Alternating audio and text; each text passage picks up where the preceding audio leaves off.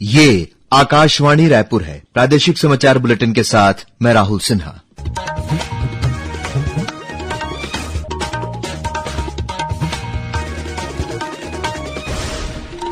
और अब पेश आज के मुख्य समाचार। जीएसटी परिषद ने वस्तु और सेवा कर सुधारों की घोषणा की। दैनिक उपयोग की वस्तुएं होंगी सस्ती, नई दरें 22 सितंबर से होंगी लागू। प्रधानमंत्री नरेंद्र मोदी ने जीएसटी सुधारों की सराहना की। कहा, इससे आम आदमी, किसानों, एमएसएमई, मध्यम वर्ग, महिलाओं और युवाओं को लाभ मिलेगा। लुत्ती बांध टूटने की घटना के बाद मुख्यमंत्री ने अधिकारियों को फील्ड में जाकर सभी बांधों का निरीक्षण करने के दिए निर्देश। और राज्य शासन ने हड़ताल कर रहे 25 एनएचएम कर्मचारियों को बर्खास्त किया। शासन के इस कदम के विरोध में आज एनएचएम कर्मचारियों ने प्रदेश के विभिन्न जिलों में प्रदर्शन किया। अब समाचार विस्तार से।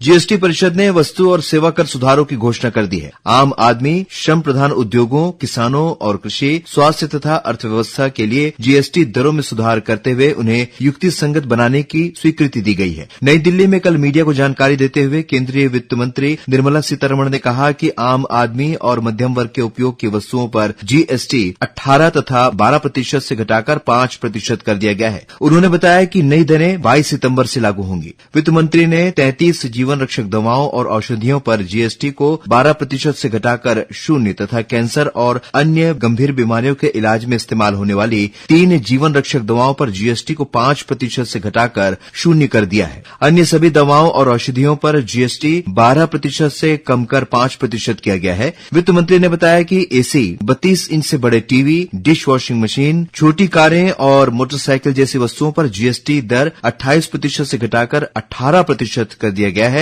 श्रीमती सीतारमण ने कहा कि श्रम प्रधान उद्योगों और किसानों तथा कृषि क्षेत्र को भी इन फैसलों से लाभ होगा। उन्होंने कहा कि सभी कृषि उपकरणों पर जीएसटी 12% से घटाकर 5% किया गया है। परिषद ने अप्रत्यक्ष कर ढांचे को युक्ति संगत बनाते हुए 12% और 28% की दर को समाप्त करके वर्तमान 4 स्लैब को घटाकर 2 कर दिया है, जबकि 5% और 18% की स्लैब को जारी रखा है। प्रधानमंत्री नरेंद्र मोदी ने जीएसटी दरों में किए गए सुधारों की सराहना की है। एक सोशल मीडिया पोस्ट में उन्होंने कहा कि सरकार के इस फैसले से आम आदमी, किसानों, एमएसएमई, मध्यम वर्ग, महिलाओं और युवाओं को लाभ होगा। उन्होंने कहा कि ये सुधार सभी के लिए, खासकर छोटे व्यापारियों, व्यवसायों और व्यापार करने में आसानी सुनिश्चित करेंगे। मुख्यमंत्री विष्णुदेव साय ने जीएसटी सुधारों का स्वागत करते हुए कहा कि यह निर्णय भारत की कर प्रणाली को आम लोगों के लिए अधिक सरल और उद्योग व्यापार के लिए प्रोत्साहनकारी बनाएगा। श्री साय ने कहा कि आयकर में 12 लाख तक की छूट देने के बाद अब जीएसटी दरों में की गई भारी कटौती से रोजमर्रा की जरूरत की वस्तुएं, खेती किसानी के उपकरण, खाने पीने की चीजें, दवाइयां, शिक्षा सामग्री, मनोरंजन की वस्तुएं, ऑटोमोबाइल और इलेक्ट्रॉनिक उपकरण सस्ते होंगे। वहीं कई आवश्यक वस्तुओं पर टैक्स दर 0 कर दिए गए हैं, जिससे नागरिकों के जीवन में सीधा लाभ पहुंचेगा। जीएसटी दरों में किए गए सुधारों का राज्य के उद्योग और व्यापार जगत ने स्वागत किया है। Chhattisgarh chamber of commerce and industries के अध्यक्ष सतीश थौरानी ने कहा कि इससे व्यापारियों को बहुत राहत मिलेगी। छत्तीसगढ़ के व्यापारियों के लिए ये छोटे व्यापारियों को काफी बड़ी राहत दी गई है। एमएसएमई में बहुत फायदा होगा, जो एमएसएमई में रजिस्टर्ड हैं उनको भी फायदा होगा और काफी हमारे आइटमों में जीएसटी कम हुई है। वहीं confederation of all India traders के राष्ट्रीय उपाध्यक्ष अमर पारवानी ने भी इस फैसले का स्वागत किया है। इससे कंज्यूमर का जो बाइंग पावर है वो बहुत इंक्रीज हो जाएगा उसमें, और ये इंक्रीज होने से बाजार में डिमांड बढ़ेगी। डिमांड बढ़ेगी तो ट्रेडर्स का भी जो बिजनेस है उसमें काफी इजाफा होगा।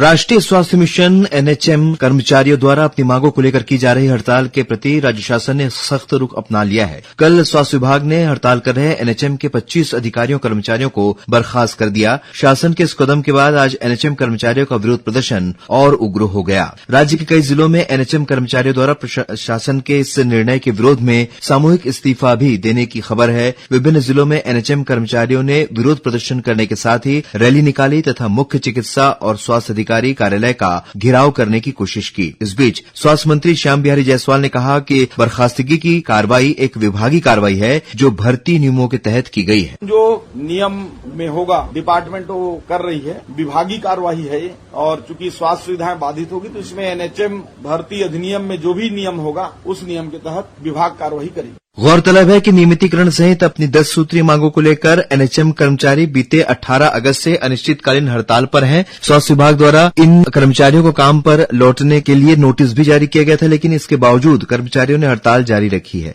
इस हड़ताल की वजह से राज्य में स्वास्थ्य सेवाएं बाधित हो रही हैं। वहीं मितानिनों ने भी नियमितीकरण और वेतन वृद्धि सहित अपनी मांगों को लेकर आज नवा रायपुर में प्रदर्शन किया। इस प्रदर्शन में विभिन्न जिलों से आई मितानिनों ने हिस्सा लिया। कुछ मितानिनों ने राष्ट्रीय राजमार्ग पर चक्का जाम करने की भी कोशिश की। मितानिनों के इस विरोध प्रदर्शन को देखते हुए नवा रायपुर में पुलिस प्रशासन द्वारा कड़े इंतजाम किए गए थे। प्रादेशिक समाचार आप आकाशवाणी रायपुर से सुन रहे हैं।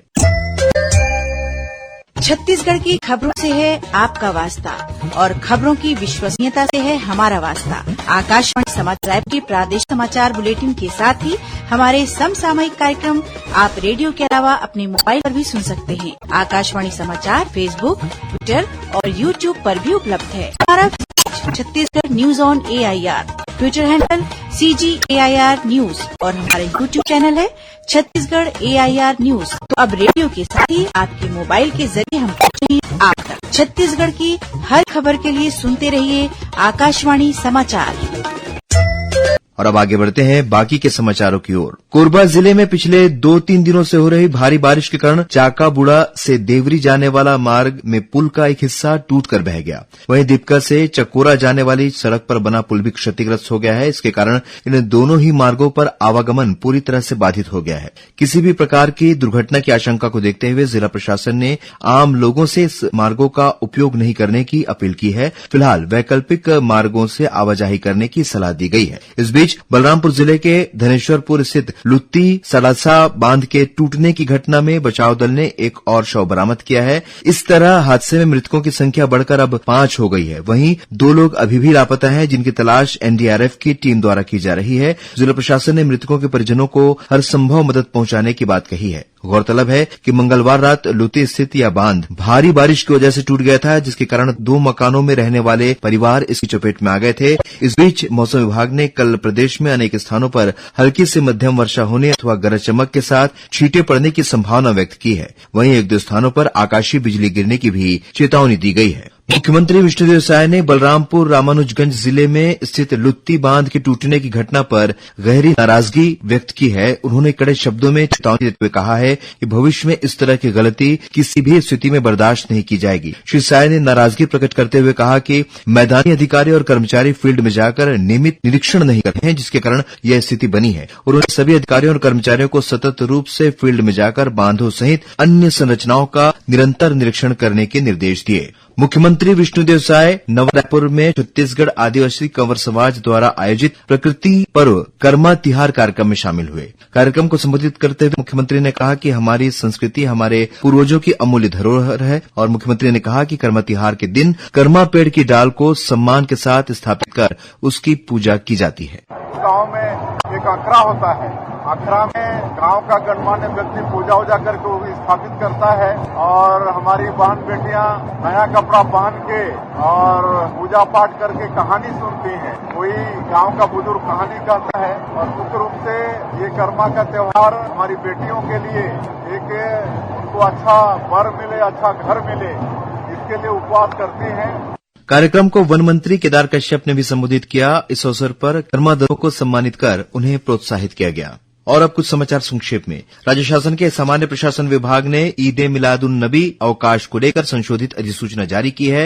इसके अनुसार पहले घोषित 6 सितंबर के स्थान पर अब कल 5 सितंबर को सार्वजनिक और सामान्य अवकाश घोषित किया गया है। वहीं 6 सितंबर को अनंत चतुर्दशी पर्व के अवसर पर घोषित ऐच्छिक अवकाश यथावत रहेगा। राष्ट्रीय प्रौद्योगिकी संस्थान NIT Raipur foundation for innovation and entrepreneurship को 13 सितंबर को नई दिल्ली में आयोजित चौथे भारत उद्यमिता शिखर सम्मेलन में राष्ट्रीय इनक्यूबेटर पुरस्कार से सम्मानित किया जाएगा।